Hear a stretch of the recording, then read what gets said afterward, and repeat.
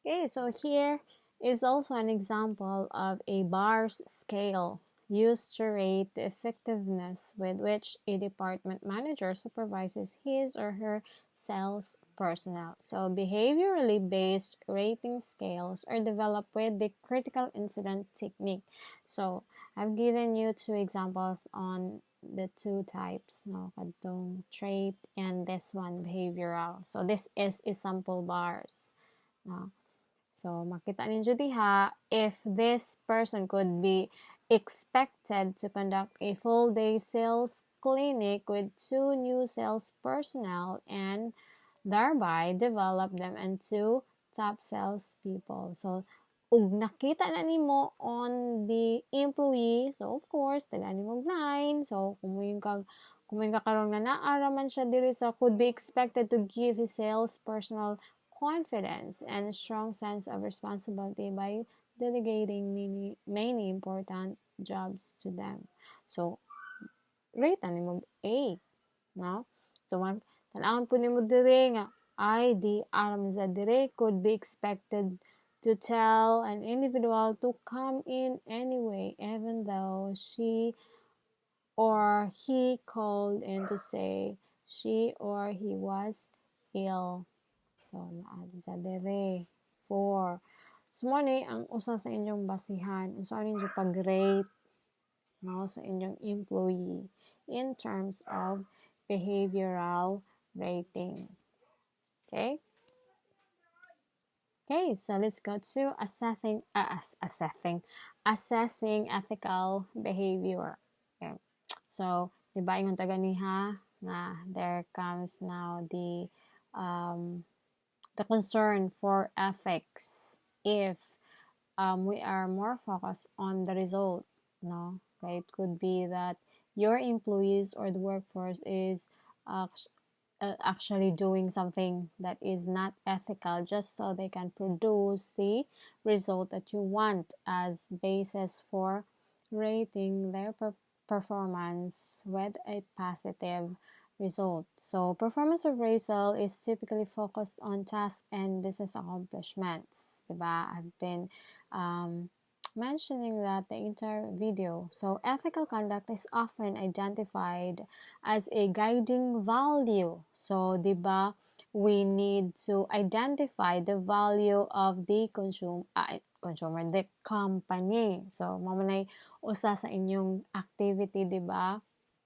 So, the question now, nga nang gipahimon mo na ho og value sa inyong company because that will be the guiding principle or the guiding ethical boundaries, no? The guiding value at the organizational level. But how does that translate into everyday performance on the job, no?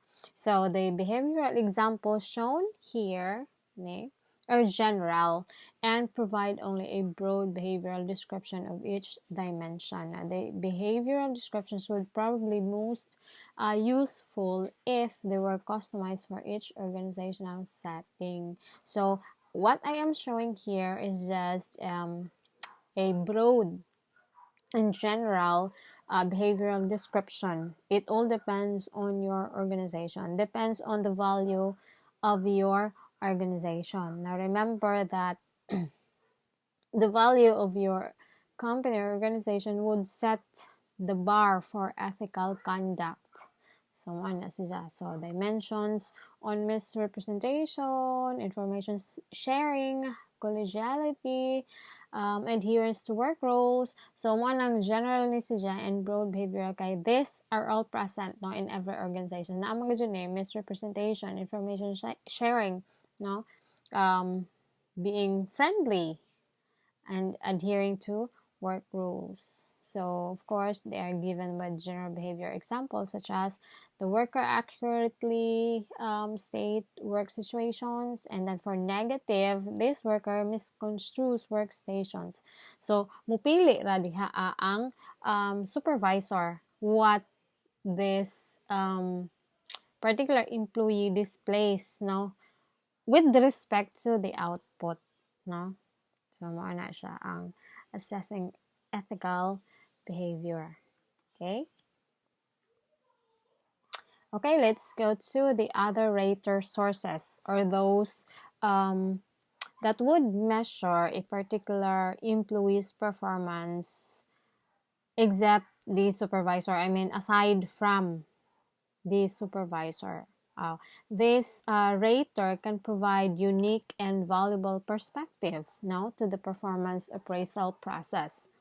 Now, the first one is the self-rating or the self-review. Now, this self-review is a performance appraisal system in which workers rate themselves. Now, it provides a sense of accountability and the perspective of employee regarding his or her job position and responsibilities. Now, this is important or also to implement no kaning self-rating so that the organization would know no what is the perspective of the employee with respect to his job position. Kay basin nagdahom ang um, organization nga nakasabot na, or nagmeet ang perspective sa employee o sa organization. Unya wa di ay mauna nga there is something wrong with the performance. Kay wa man sila actually nagkasinabot what to do. Murabag kanang pasod ang empleyado paggawas ang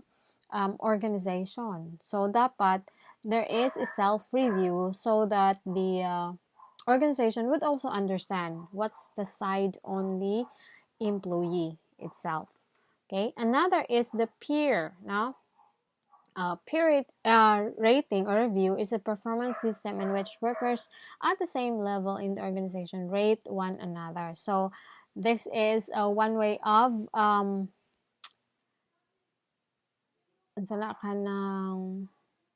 measuring no how a particular employee is in terms of the perspective of those nga ilang kauban in the same level. Dili ng different level ha, like manager to janitor, dili. So if you're going to assess the janitor's performance for peer rating or review, you're going to ask another janitor to rate this particular employee in terms of his performance in the organization. Kaya sila man na pirmi ang nagkauban, di ba? Kay pareha they belong in the same level. So, it would be a good, no? This particular peer can provide, no,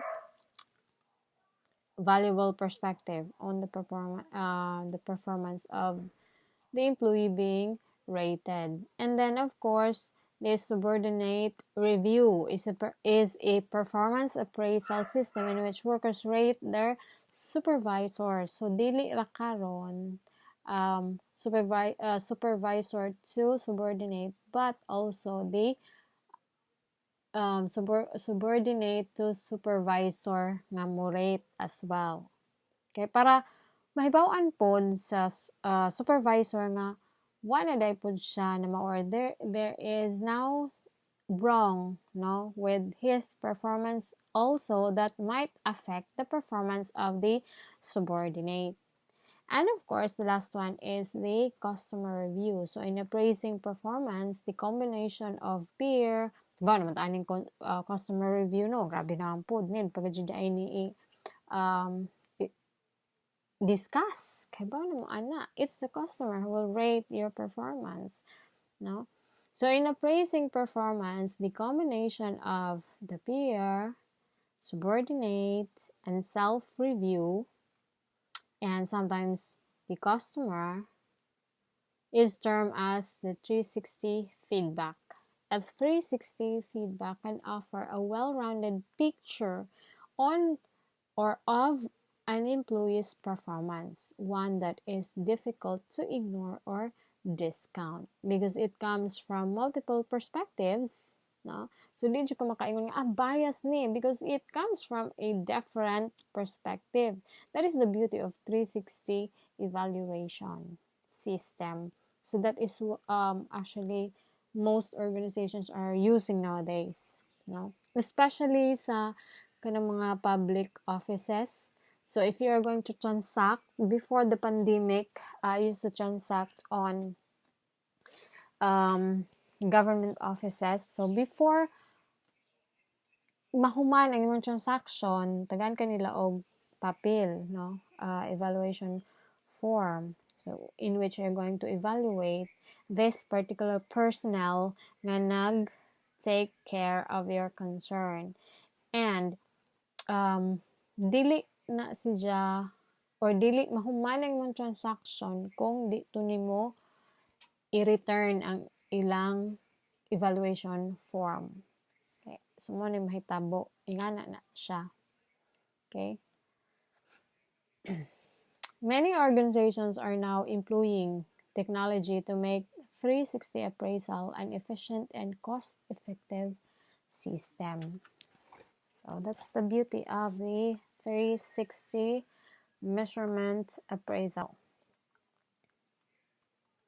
Now let's go to the challenges now to effective performance measurement. So we have been talking about how to measure, what tools to use, but let's go to the challenges.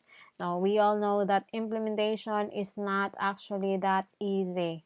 Now there is always this problem during the implementation, mga palpak during the implementation. There's no such thing as perfect implementation.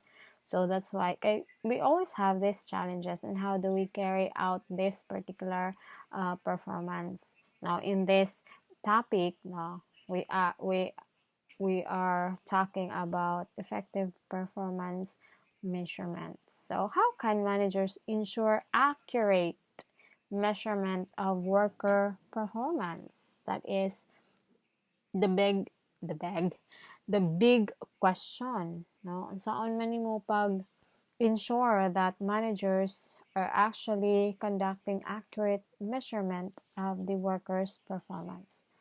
The primary means is to understand the barriers, no, that stand in the way, of course. So tan-awon nimo what are the barriers, no? From this perfect measurement tool down to the implementation.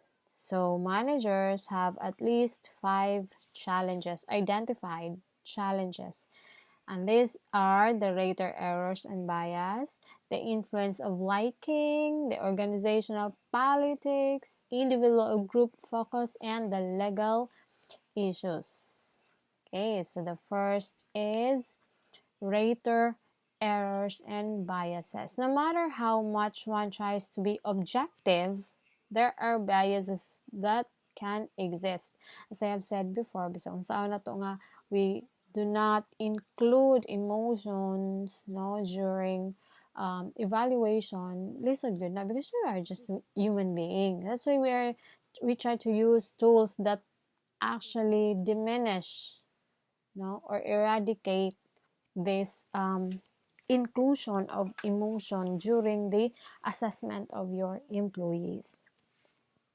A rater error is an error now in the performance appraisal that reflects consistent biases on the part of the raters. Mo na gitawag na to og rater error, kana bitaw consistent siya nga bias no during the performance appraisal. Kanang halata na gid kayo nga na may na sikuan ang mo sana kana mo evaluate nimo mga na noted ba na siya nga bias. So that's what we call rater error.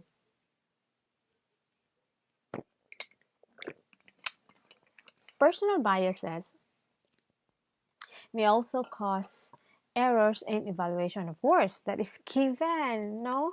Kay bisan pa og ang kaning particular employee kay bati himuon nimong nindot because bias man kaana niya, or instead nga nindot ni nga employee they've been doing good because you are negatively biased on this particular employee, himuon nimong bati during the appraisal, no?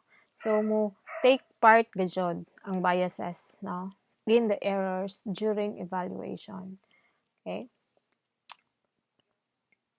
one of the most effective ways to deal with errors and bias is to develop and communicate evaluation standard via frame of reference or FOR training, now, which uses fictitious behavioral examples of performance that a worker might exhibit. So after rating the performance presented on a video or paper, the trainees in a typical FOR session are told what their rating should have been. And then, of course, discussion of which worker behavior represent each dimension and why will follow. Okay, so this process of rating, feedback, and discussion is succeeded by the presentation of another example. Again, rating, feedback, and discussion follow. The process continues until the appraiser develop a common frame of reference for performance evaluation. In other words, for training, FOR training is all about calibrating everyone to the same performance standards. Now, di ba I mentioned ganina nga about the participative. So, this is more like it, no? Murag similar sila, only that this is what we call FOR training or frame of reference. Okay?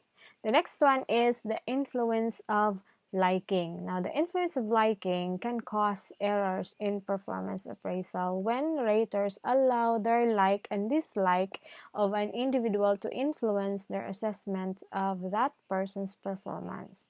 The field studies have found rater liking and performance ratings to be substantially correlated. So there are now researches now that says that liking and the result, no, or the performance ratings are substantially correlated. Findings of correlation might indicate that performance ratings are biased by rater liking. However, good raters may tend to like good performers and dislike poor performers. But that's a very siya na kanang kuan bitaw, very mabaw ra siya nga kanang basihan nimo that a good rater may tend to like good performer and dislike poor performer. You cannot rely on that. I mean, hello.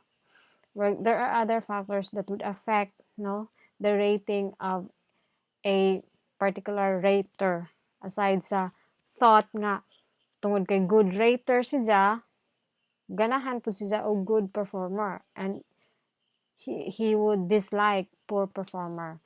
That's a very kanang suntok sa buwan, no, if that's going to be your basis.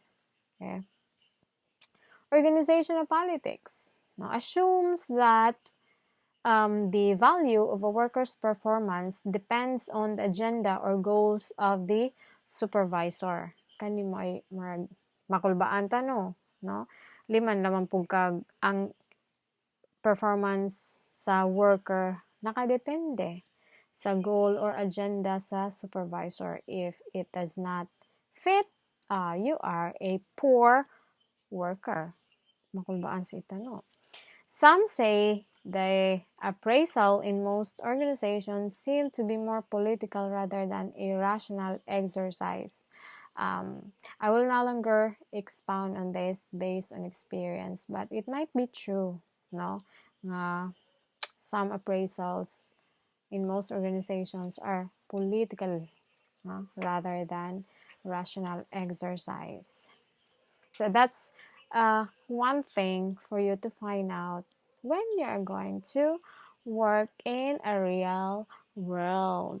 Okay, so tell me about it if you are magtrabaho na and then ako nag-agud-agud na. You can actually chat me.